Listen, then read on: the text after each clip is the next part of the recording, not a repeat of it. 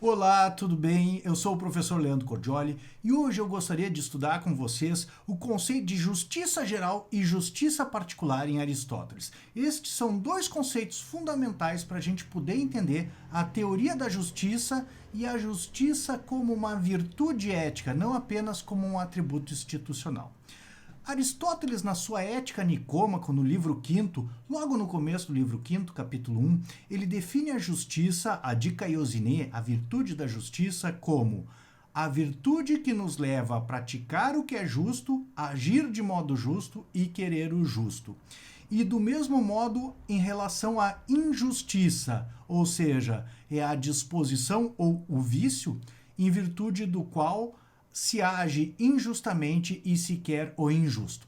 Então, já no comecinho do livro V da Ética Nicômaco, né, que é o livro que o Aristóteles vai estudar ética e as virtudes, né, ele começa a definir, o livro V é dedicado exclusivamente ao estudo da virtude da justiça, e ele define já no começo do livro V, então, a virtude da justiça como a virtude, a qualidade de caráter que leva alguém a querer o justo, agir de modo justo e praticar o que é justo. E o vício da injustiça, que é o oposto à virtude da justiça, é aquela qualidade de caráter, aquele defeito, aquele desvio de caráter que leva alguém a querer o injusto e praticar o injusto. Tá? E aí, no desdobramento, nesse capítulo 1 do livro V, o Aristóteles vai querer definir o que é justo e o injusto.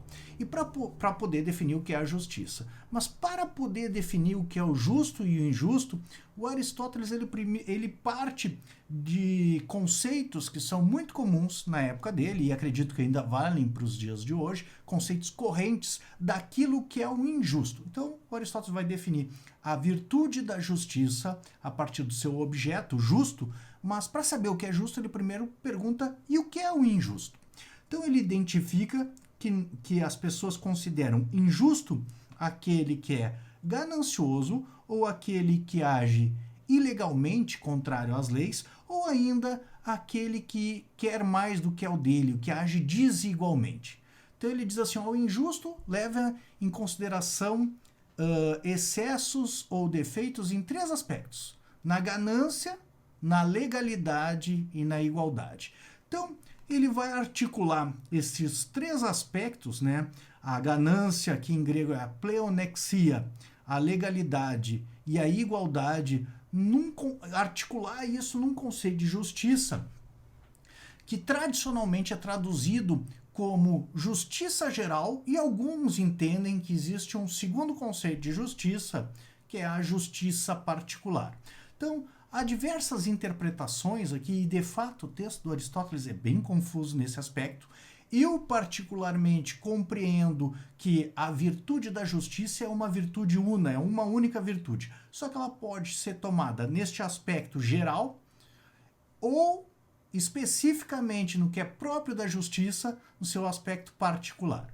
Então, a justiça tomada como toda a virtude seria a justiça geral, e a justiça tomada especificamente como a própria virtude da justiça, essa seria a justiça particular. Como é que ele articula esses três elementos que eu falei, né? A ganância, que é o elemento ético, é a emoção, né, que é tornada razoável pela virtude da justiça, a legalidade e a igualdade. Então, eu fiz um quadrinho aqui comparativo. Quando eu editar o vídeo, vou disponibilizar, evidentemente, tá? De um lado eu coloquei justiça geral e do outro justiça particular.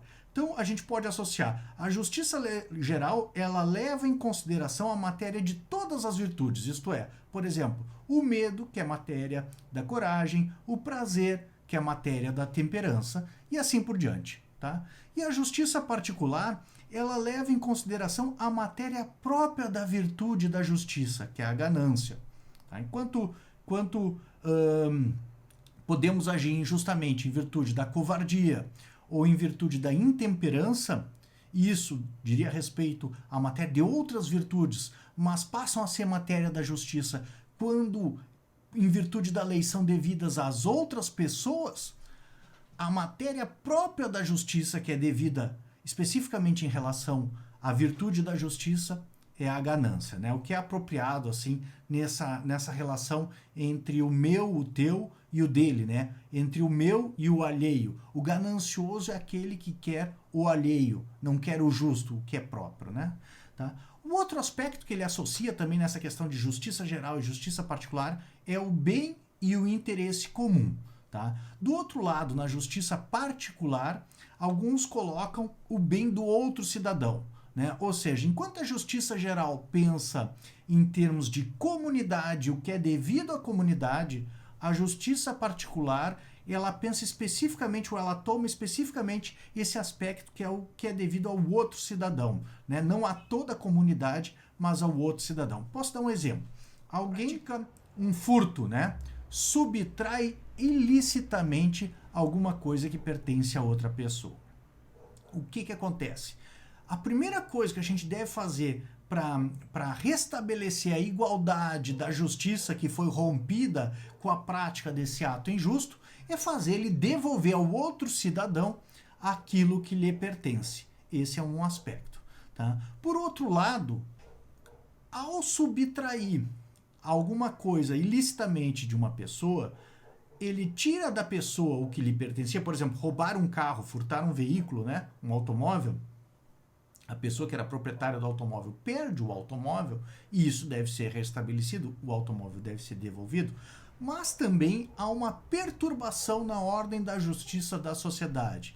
O que isso quer dizer, né? Ou seja, enquanto todos os demais cidadãos obedeciam à lei e não realizavam um furto em relação a essa pessoa que resolveu furtar, né? Ou seja, essa pessoa se beneficiava da proteção legal porque não tinha os seus bens apropriados ilicitamente por outras pessoas, ela não concedeu o mesmo benefício às demais pessoas. Então, não basta apenas fazer com que ela devolva para o indivíduo aquilo que ela subtraiu.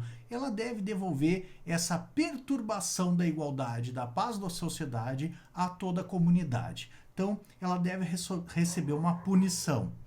Uma outra forma de de demonstrar que tem de fato um benefício quando alguém subtrai ilicitamente enquanto os outros não estão subtraindo ilicitamente a mesma coisa, é uma experiência no sentido de que, né, se você pensar assim, se bastasse a pessoa que furtou algo devolver para que ela não fosse punida, o ladrão, essa pessoa que furta, poderia reiteradamente furtar.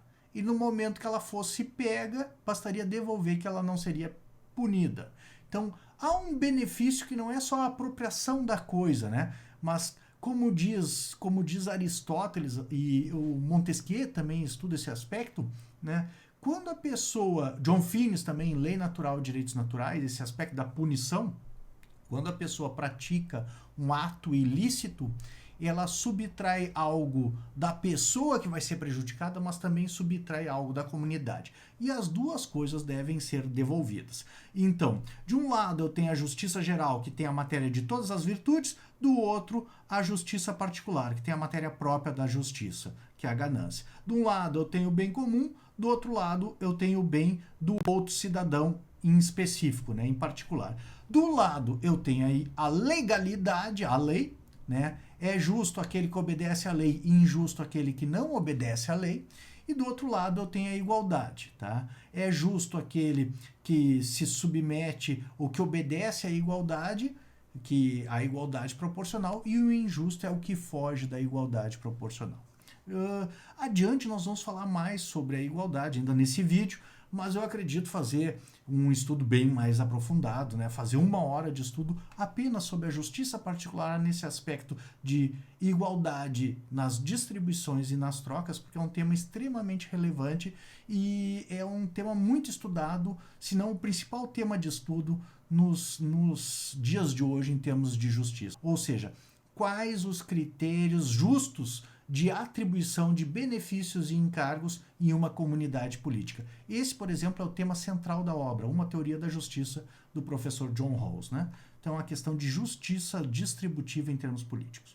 Bom, dando seguimento aqui, a justiça, então, ela pode ser tomada como toda a virtude e como ela propriamente dita, né? Se a gente pensar em justiça como toda a virtude, a justiça geral, né? Alguns colocam a justiça geral como abrangendo a matéria de todas as virtudes, o bem comum e a legalidade, né? Porque a lei atribui deveres a todos os cidadãos que dizem respeito, muitas vezes, à matéria das demais virtudes, não apenas a virtude da justiça, que seria a ganância, né? Por exemplo, em razão da lei são devidos atos de coragem e de temperança, como diria Aristóteles, tá? Por outro lado, a gente tem essa virtude da justiça particular, que diz respeito especificamente à ganância, à igualdade e ao outro cidadão tomado como sujeito, né, particular. A justiça geral, então, definindo assim, para aqueles que gostam de fazer uma cisão como se fosse, né, para aqueles que gostam de considerar a justiça geral e a justiça particular praticamente como se duas virtudes diferentes da justiça ou fossem, né? Como eu disse, a meu juízo, a justiça geral ela nada mais é do que a justiça tomada como toda a virtude, ela é mais abrangente e há uma matéria própria específica da justiça que é a justiça particular. Então a justiça geral, a meu juízo, né, ela abrange a justiça particular, em que pese alguns considerar que são quase coisas, a leitura que eles fazem é quase coisas distintas, eu considero que isso está errado, né? Assim como a equidade, o próprio Aristóteles diz que ela é uma espécie de justiça, ela não é outra coisa separada, ela não é uma virtude separada, mas a equidade ela é propriamente uma virtude da justiça, só que é uma justiça não no sentido da literalidade da lei, mas no sentido da vontade do legislador. Então, a equidade é justiça, ela é justa e é justiça, só que ela é a recondução da letra da lei à finalidade do legislador quando ela foge da finalidade do legislador diante de circunstâncias imprevistas, né? A equidade também devemos estudar em breve.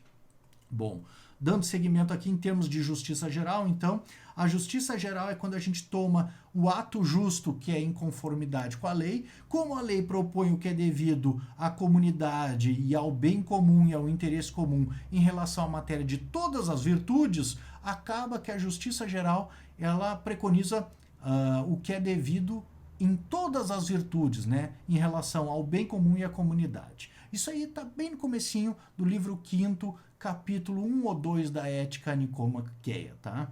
Então diz, o Aristóteles dá dois exemplos, agora ainda estou aqui com a minha ética aberta aqui, a minha ética nicômica aberta aqui em cima da mesa, na verdade estou inclusive com duas éticas aqui, né? E dei uma olhada nas duas éticas agora há pouquinho, né? Ele dá dois exemplos, o primeiro deles é, por exemplo, temperança, né? Em virtude de justiça geral, ou a matéria dessa virtude que a gente poderia dizer assim, em virtude de dever à comunidade a matéria das outras virtudes, no caso, né, a temperança, ele diz assim, ó, não deveríamos cometer adultério. Alguém pode cometer adultério porque ele quer algum lucro com essa atividade, e aí ia ser uma injustiça propriamente dita, porque ele está cometendo uma injustiça em razão da ganância. O problema aí é realmente uma questão de querer mais, de ser ganancioso, querer mais dinheiro e usa o adultério como uma forma de alcançar o lucro. Mas alguém poderia cometer adultério também, diz o Aristóteles, em razão de intemperança, né, de não se controlar em relação aos prazeres. E aí estaria cometendo uma injustiça, só que não propriamente em razão da justiça particular, que a gente está chamando aqui, mas em razão de que a lei preconiza, né, que a gente não deve cometer adultério, e a lei preconiza que isso é devido, no caso, um ato de temperança à comunidade, né? Então, aqui há uma prática de uma injustiça que, na verdade, ela não é em razão da ganância, nesse caso do adultério, em razão do prazer, a pessoa está praticando não porque quer ficar mais rico, porque quer o que é do outro, mas porque, na verdade, ela não consegue se controlar em relação aos prazeres. Então, é um caso de justiça geral, né? Então, como eu coloquei aqui, né, a lei propõe o que é devido à comunidade, ao interesse e ao bem comum, mesmo na matéria das outras virtudes. O outro exemplo que ele dá é o caso, por exemplo, a coragem é uma virtude ética que diz respeito à própria pessoa, ao indivíduo. Contudo, existem algumas circunstâncias em que a lei determina atos de coragem. O exemplo do Aristóteles aqui é, por exemplo, que o soldado não abandone, não abaixe o escudo e não abandone os seus companheiros na guerra. Ele deve à comunidade esse ato de coragem, né? Um exemplo que a gente pode ter hoje em dia, por exemplo, é os médicos, né? Ou bombeiros ou policiais que têm obrigação profissional de socorrer a vítima de um crime, de socorrer alguém que está em incêndio, ou no caso do médico, socorrer alguém que tem coronavírus, por exemplo, e em todas essas circunstâncias a pessoa está se submetendo a perigo, né? A perigos temíveis, a perigo de vida, inclusive. Contudo, é devido à comunidade, em razão da sua profissão, e está prescrito em lei, que a pessoa deve enfrentar esse perigo. Então, é devido à comunidade, nestes casos, um ato de coragem, né? Então, a justiça geral é aquela que versa sobre o bem comum, a legalidade e a matéria de todas as virtudes. Isto é, como a lei preconiza aquilo que é devido em relação a todas as virtudes, coragem, temperança, etc., para o bem e o interesse comum da sociedade, então esta é a justiça geral, tá? E a justiça particular? Né? Que nem eu disse, eu preferia tomar a justiça geral como a justiça tomada como toda a virtude e a justiça particular como parte também dessa virtude, né? Assim como é parte da justiça geral o ato de coragem quando devido à comunidade ou a outra pessoa, né? Então, eu preferia tomar a justiça particular como mais um dos aspectos, né? Ou seja, o meu e o teu e o dele, né? Essa relação de propriedade e de ganância, né? De esse sentimento de posse, de querer mais do que é devido, né? Quando é devido a outra pessoa, né? Ou seja, não pegue o que é do outro, tome para si apenas o que é teu, não seja ganancioso, né? Seria especificamente a virtude particular. Bom, a virtude particular, né, que nem a gente colocou aqui, ela tem a ver com a matéria própria da virtude, ou seja, a ganância, com o bem do outro cidadão, que evidentemente está inserido no bem comum, mas aqui a gente toma o outro cidadão diretamente, e a igualdade, tá? O que é interessante em termos de justiça particular é que a igualdade ela vai ser sempre proporcional, tá? Eu acho que leituras que não tomam a justiça como uma igualdade proporcional são leituras equivocadas. O próprio Aristóteles diz que a igualdade da justiça ela é sempre proporcional, só que ela vai se dar de duas formas em termos de igualdade. Vai haver uma igualdade que ocorre nas distribuições de bens e encargos de uma sociedade política, diz o Aristóteles, de tudo aquilo que é distribuído em uma sociedade política. Ele dá como exemplo honras, dinheiro e etc. Tá? Então, aí ele inclusive coloca como critério de distribuição a forma de regime político. Então, os bens são distribuídos numa oligarquia de acordo com a riqueza, né, os bens e as honras. Numa democracia, segundo a condição da liberdade. Numa aristocracia, segundo a virtude, né? Então, as honras e as riquezas dessa comunidade em cada regime político serão distribuídos levando em consideração o critério do regime político, né? Por outro lado, e as distribuições, elas sempre levam em consideração uma qualidade do grupo de pessoas destinatário que vai receber aquela distribuição. Isto é, por exemplo, né, se nós vamos distribuir, por exemplo, medicamentos, a gente deve distribuir medicamentos de acordo com a condição da pessoa estar doente. Não adianta distribuir medicamentos para diabetes se a pessoa não tem diabetes, né? Então a gente vai levar em consideração um critério que é a necessidade e vai identificar se as pessoas que estão naquele grupo têm a necessidade ou não.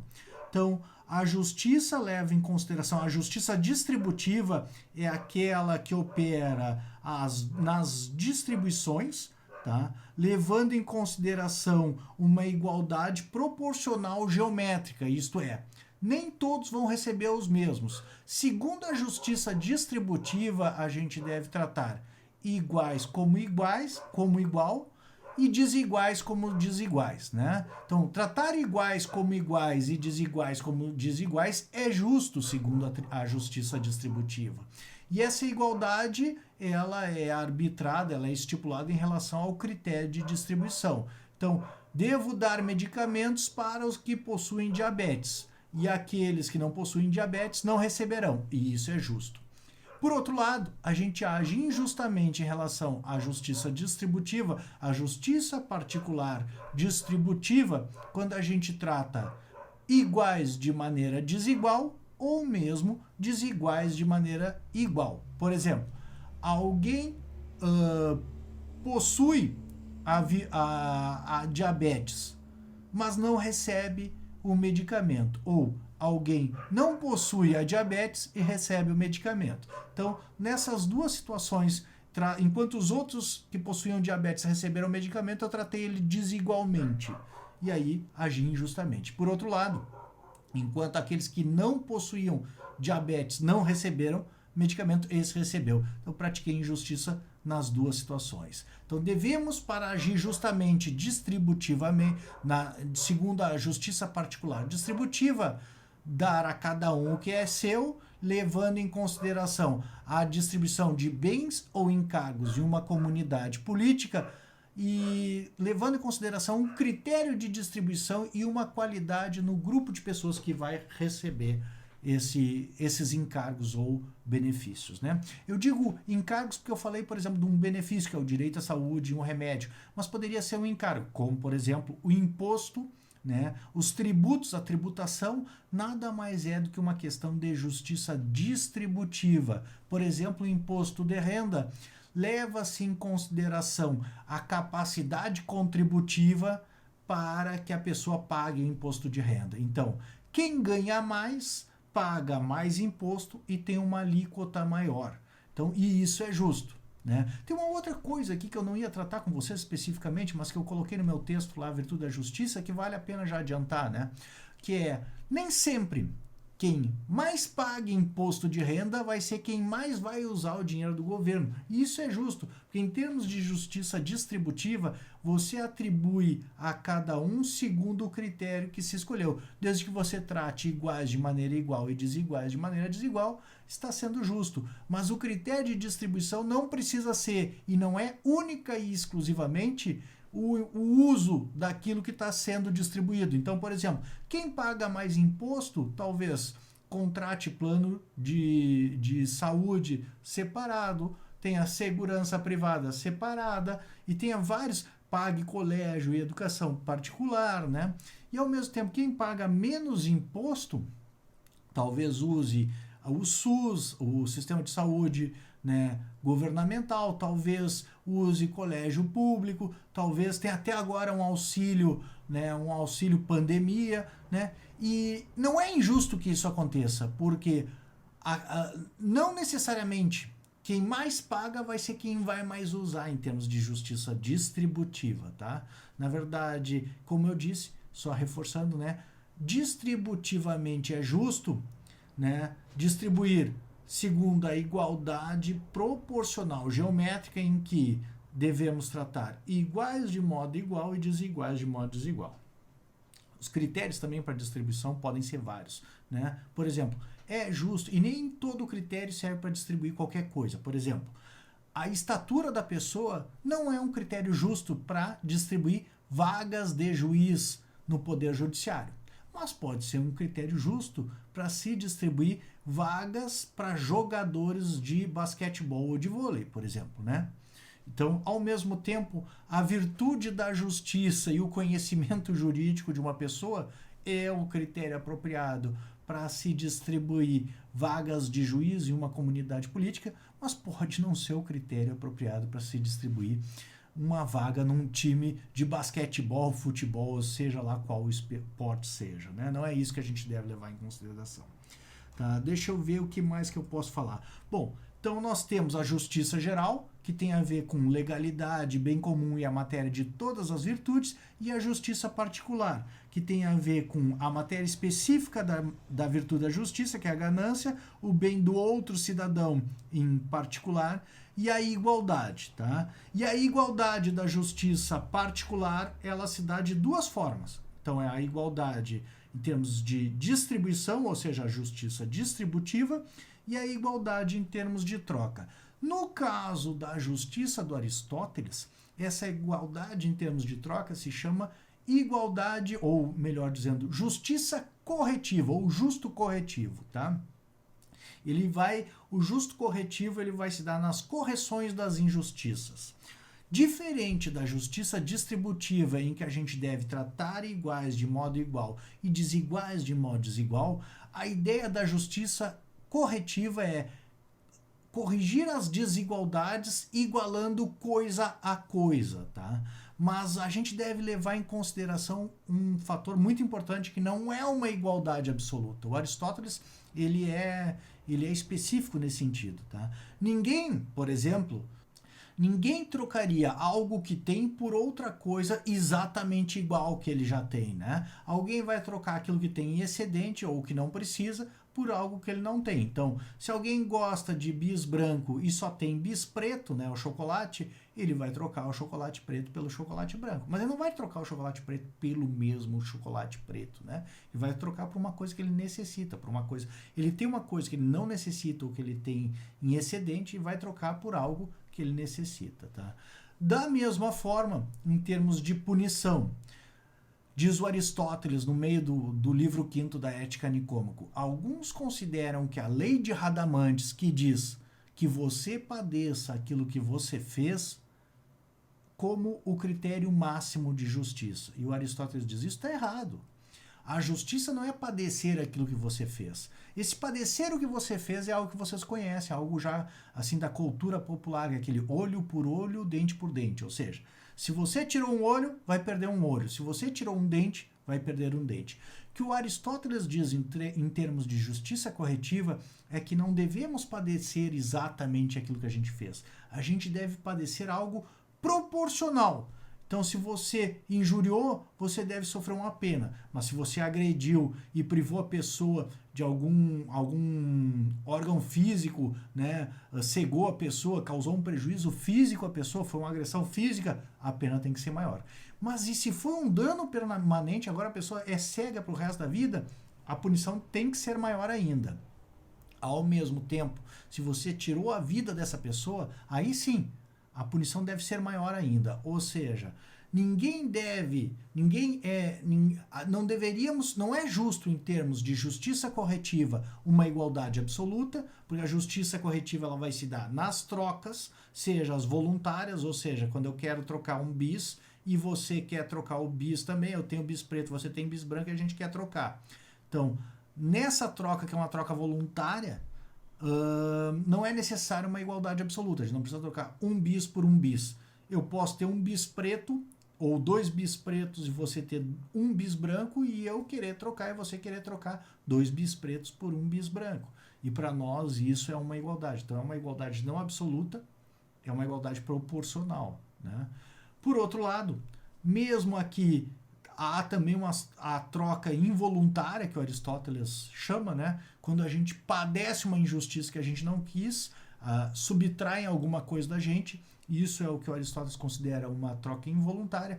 Nesse caso também, quando o juiz vai restabelecer a igualdade, ele não é obrigado, ele não deveria restabelecer exatamente a igualdade, mas proporcionalmente. Então, mesmo em termos de justiça corretiva, a igualdade que se busca é uma igualdade proporcional, não uma igualdade absoluta, né? Só encerrando aqui, então, esse ponto que eu acho que eu consegui resumir bem o conceito de justiça, justiça geral e justiça particular em Aristóteles, eu devo só chamar a atenção que essa justiça particular, que a gente chama de justiça corretiva, depois em Tomás de Aquino ela vai se chamar de justiça comutativa, ou seja, como Aristóteles pega esse aspecto do juiz que corrige as injustiças nas trocas, ou seja, depois que uma injustiça foi feita, o Tomás de Aquino se dá conta disso e toma esse conceito de uma maneira um pouquinho mais ampla, no sentido de,